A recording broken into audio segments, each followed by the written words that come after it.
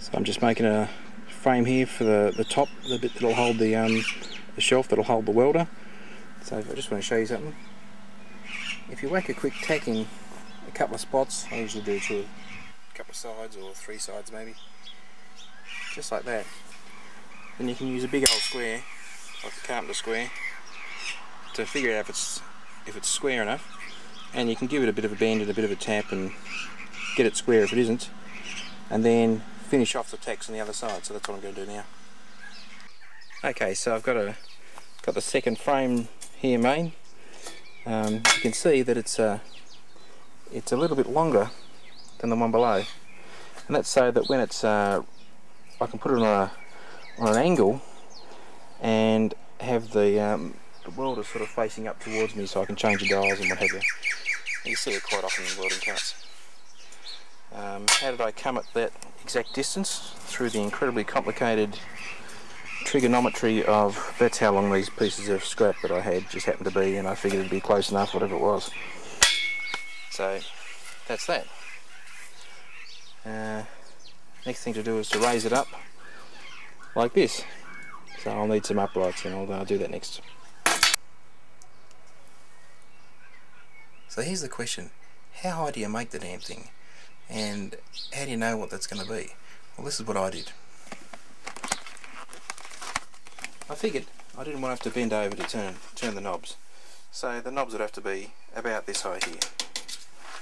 Got the tape.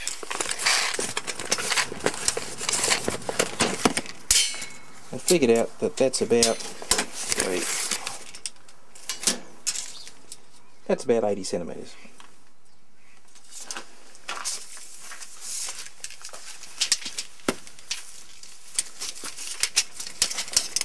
The height of the wheels to the top of the frame is about 16. So that's 64. 80 minus 16 is 64.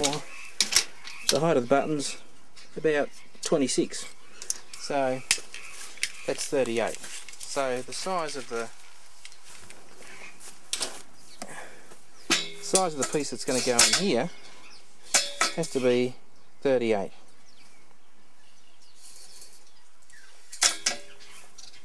So here we are, a couple of uprights tacked on. They're about 38 centimetres, doesn't have to be too close. If you cut them together it doesn't make any difference because they'll be the same length regardless. So here's a square, and as you can see it's pulled a bit at the front there, so I'll just get the persuader on it. Here we are, persuader, and give that a tap over to where it's level.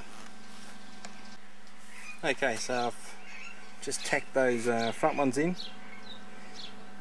Got it nice and square with the carpenter square, so you want to get it square this way, square this way.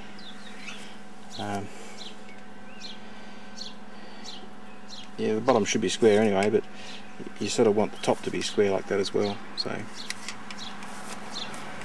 that means that I've just got to put something in the back here. I can sort of decide what sort of slope you want on this. In the end, the welder will be bolted down through it anyway, so it shouldn't slide off, but you probably don't want it to be too slopey. But anyway, that doesn't look too bad. We'll have a look at what that's sort of 23, 25. Maybe if I put in 25 centimetre uprights, that'll lift it up just a little bit, and that'll look pretty good, I think. So just lining up the back by eye, that doesn't look too bad. So we're getting there now, it's starting to take shape.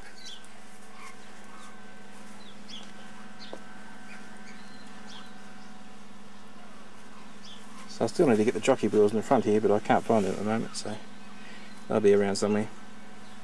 Next thing I'm going to do is take this extra shelf to these old cheap workshop shelves. I've got a heap in the shed there, I don't know if you can see it. Anyway, I'm going to take this, and by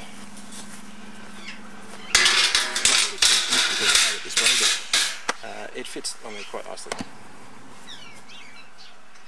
There's just a little bit extra down the back here that I'll do something with. I'm not entirely sure what yet, but I might cut it off, or I might cut a big hole in it for a cylinder to go down later. Anyway, in the meantime, that's what it looks like. I might just take it across there and then knock it over. In any case, I'm going to screw that down onto the frame and then put that sucker on top of it. Oh no, I'll have to find these wheels first, won't I? The other thing I'm going to do is put a handle up here, so that's,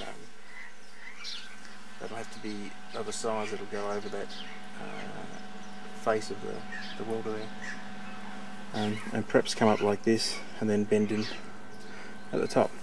I've got something in mind. I've got some old bits of lawnmower handle here. There's another bit somewhere that might be a good size. I saw it yesterday, so it's here somewhere.